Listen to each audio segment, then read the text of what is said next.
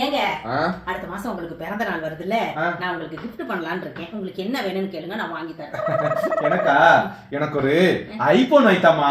இங்க பாருங்க, ஐபோன் உள்ளது உள்ளபடி காட்டுதான், ஃபில்டரே போட முடியாதான். அதனால ஐபோன் வேண்டாம், வேற ஏதாச்சும் கேளுங்க, உங்களுக்கு பிடிச்சதா கேளுங்க.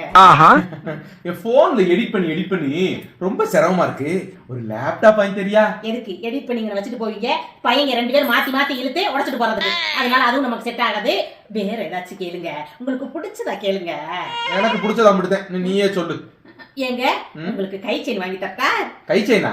ஐயா எனக்கு பிடிக்காது, நான் போட மாட்டேன். யோ, கை செயினே வாங்கி தருவேன், போட்டுக்கணும். அப்பதான் ஒரு தேவன் வந்து அடகு வைக்க தோதா இருக்கும். சரியா?